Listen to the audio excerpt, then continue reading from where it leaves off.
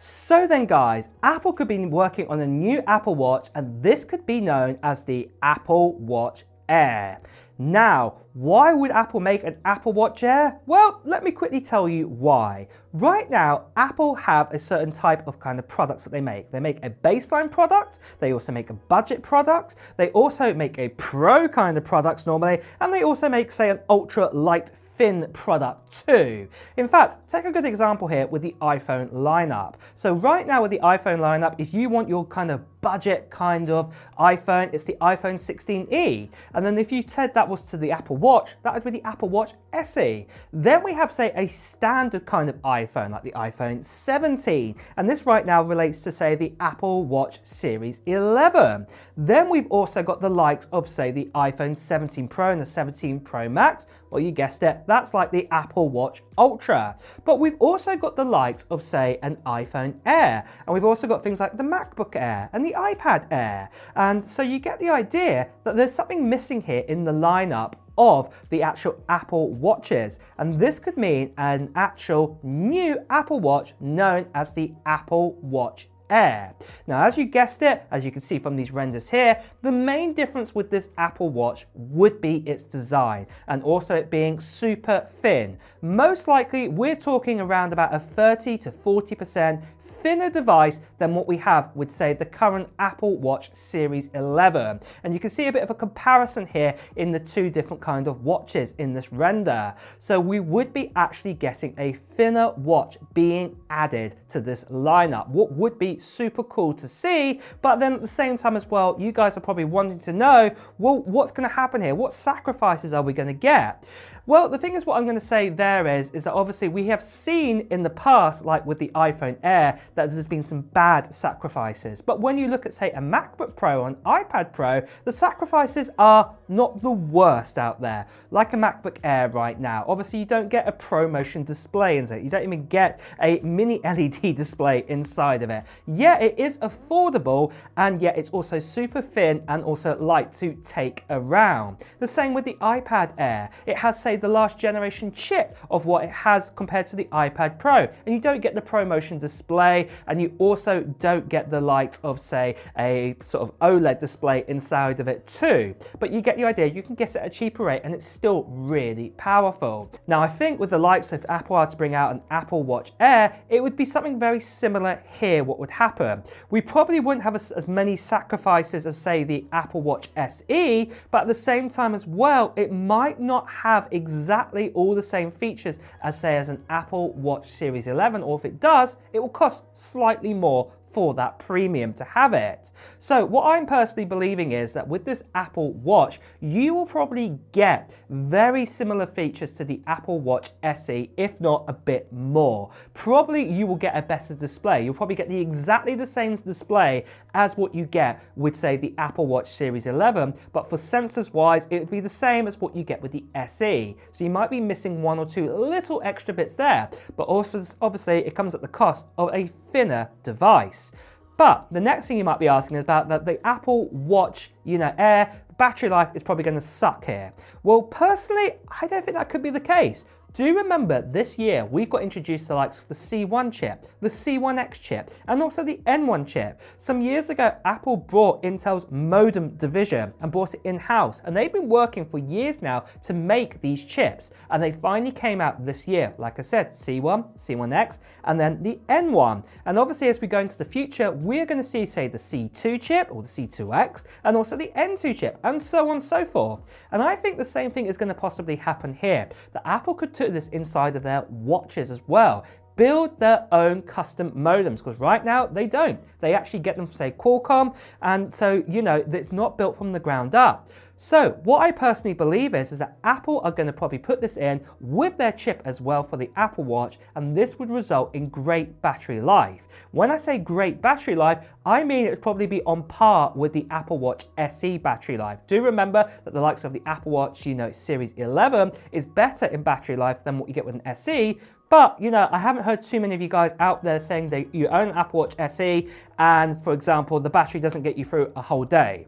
Do remember, we do want bigger, better battery lives for all of the Apple Watches, even the Ultra, because we can't even get more than 2 days out of that one at a push.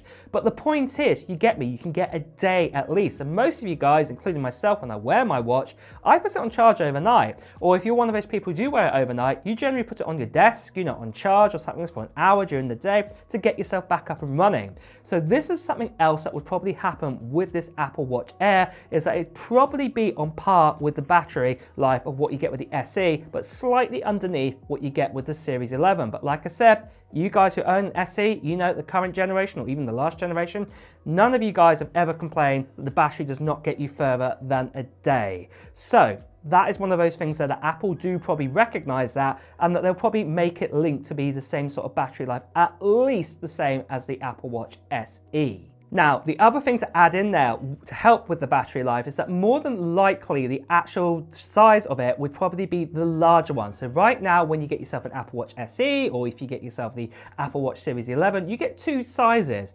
Probably for this Air device, it'd probably just be the larger screen one, because actually, that makes the chassis a little bit bigger, makes more space to put a battery inside it, a slightly larger battery in a thin design. So this is something else that would probably also be added into this Apple Watch Air. So moving on from this then, what about the release date and also the price for this new Apple Watch Air? Well, the first thing I'm going to say here is that probably Apple really need to nail out getting the iPhone Air sorted before bringing out an Apple Watch Air.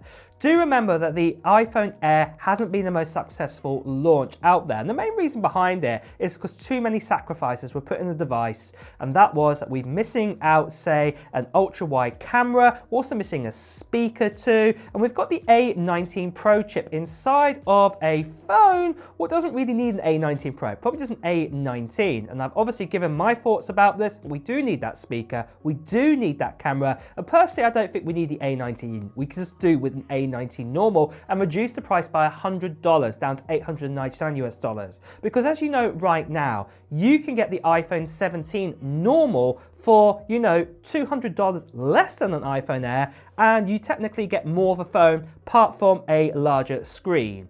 Just only slightly larger on the iPhone Air is what you get, 6.3 to 6.5. But essentially it is a better phone, what you're getting for your money, apart from that chip as well. And like I said, $899 US, add that speaker, add that extra camera, and personally, I think you should be absolutely fine with that. But like I said, Apple are working to correct this, and hopefully we may see an update to that new iPhone in 2027. So it's going to be a while yet before we actually get that. But just quickly guys, just want to tell you about 2 things. First of all, I've got my own product coming out in the next week or so, what I'm going to be announcing on this channel via a video, and I cannot wait to show you it. And the great news is that quite a lot of you guys are probably able to get your hands on this for free as well. So that's going to be absolutely awesome.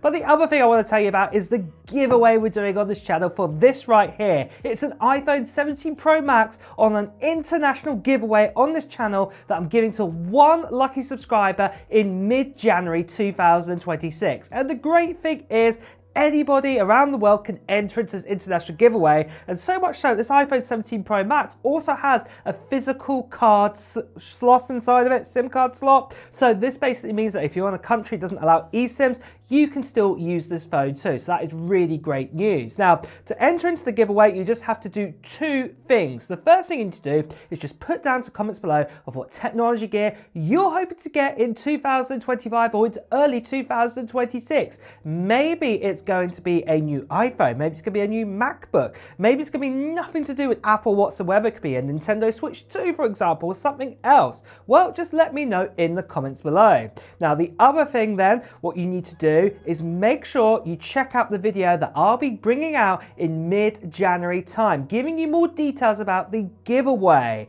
And in this video, I'll be telling you to fill in a form and also give you the date of when I'll do the live stream to give away this iPhone 17 Pro Max. So what you'll need to do to make sure you definitely see that video is to subscribe to this channel and hit that notification bell too.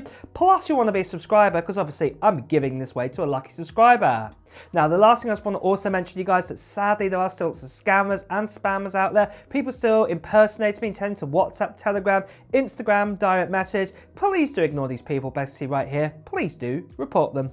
Now, with saying that, a lot of you guys are going to say, well, they need to sort out the iPhone Air battery life problem. Well, to be honest, I don't think there is a problem. I've said this before. The iPhone Air gives you the same battery life as an iPhone 15 Pro Max. It also gives you the same battery life as an iPhone 16 Pro model. So personally, I don't think battery life is the problem. It's never going to be good as a Pro or a Pro Max model out there, but it's still as good as, say, a generation behind or 2 generations behind on the largest one, what did come out. And that was still very impressive. Not many people complained that the iPhone 15 Pro Max battery was absolutely terrible. And that's what I'm going to say with the iPhone Air. It's not terrible, it could be better. And I think this is the same thing what will happen with the Apple Watch Air. They need to get that right first of all. So once that Air 2 does come out with all those corrections, then I think we will see that. So possibly the end of 2027 is the earliest we could see an Apple Watch Air. But then what about pricing? Because right now you can pick up, say, a Apple Watch SE for $250, and then you can start picking out a, Apple Watch, Series 11 now for $399 or if you go for the larger display one, it's $429 Personally, I would say the perfect pricing, remember, like I said, it'd probably just be the larger display version because of the battery, should be very similar to the larger screen device of the Series 11. So it's $429 or at a push, because it's a premium product and thinner, $450. So we're talking $20 more. If it came out $499 or even more than that, even if Apple used that excuse of we've added titanium to it, I still don't think it would sell well. The sweet spot would be, like I said, between probably $429 to $449 for the baseline Wi-Fi version. Obviously, if you go for cellular, then obviously that will push up the price. And if they do offer a titanium option, obviously the price will go up there too. But I think this is what they should do for the baseline version. But really, guys, that is the latest and greatest we have on that. Is this something that you'd be excited to see if the price was right and not too many features were sacrificed and battery life was, say, on par with, say, the likes of the Apple Watch SE? Would you get one? Well, let me know in the comments below. And on that note as well, guys, it's time to wrap up the video too. So if you have enjoyed watching it, please do press the like button. And as always, if you want to hear the latest Apple news, reviews and comparisons, make sure you subscribe to this channel and also hit that notification bell. Until next time, guys, I'll see you really soon. Take care. Bye bye.